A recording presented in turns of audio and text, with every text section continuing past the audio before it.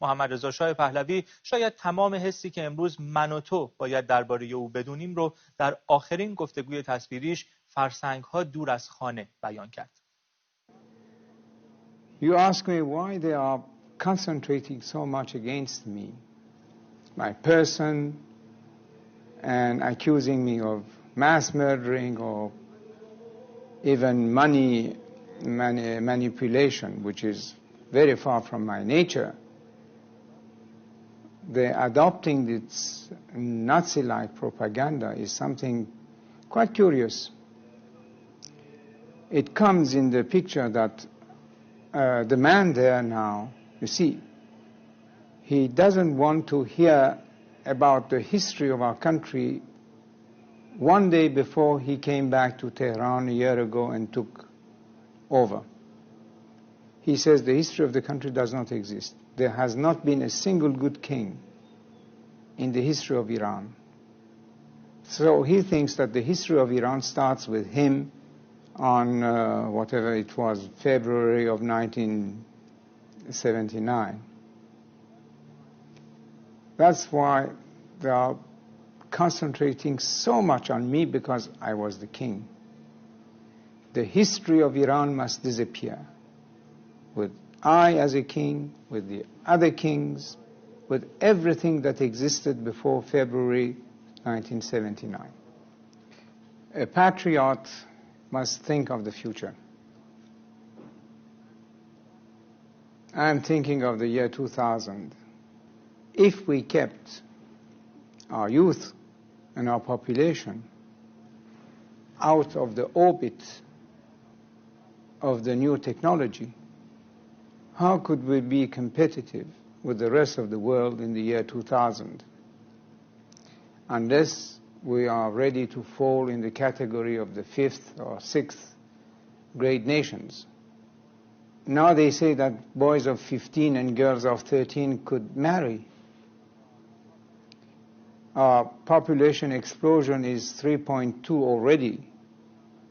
Soon it will become, I don't know, in the category of 5 to 6%. How are they going to feed these mouths? Especially if what now is making the wheels turn somewhat, that is oil money, will be finished. It's only through technology and mastering the science, and the future of the world is based on technology and science. And this is only in the Western world that you could find. So the man is not thinking of the country or its future, only about his hatred against me. I'm thinking of the country, of our people, of our future, and he just wants to destroy what I am. That's the difference. How do you think future generations of Iranians will view your 37 years? The truth and the reality of history could not be kept always in the shadows. That is impossible. Truth will come out in any case, sooner or later.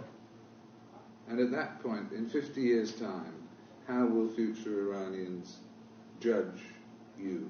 50 years, I hope it will be sooner than that. Well, whenever, I was saying, how will your people, after a period, judge you? Well, if they read history, they will see what it was before my father, what it was when I took over, and what it was when I left. Do you feel that your people let you down, or that you let your people down? First of all, when we say the people, we cannot talk about all the people. That's absolutely not true. I can say that the silent majority remained silent. And if I let my people down, it was for the purpose that I tried to explain, that a king cannot be a dictator and that a throne could not be based on blood. This is my only explanation for what it is worth. Did your people let you down, do you think? Well, the majority remained silent.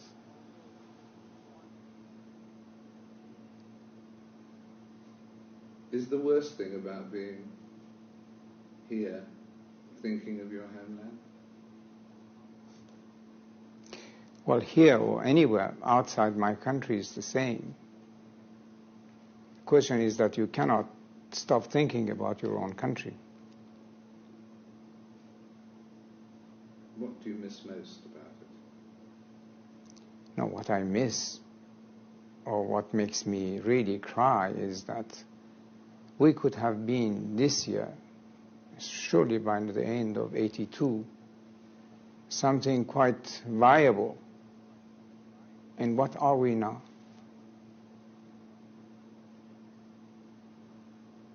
What has it served? The religion? Democracy? Human rights? The rule of the people?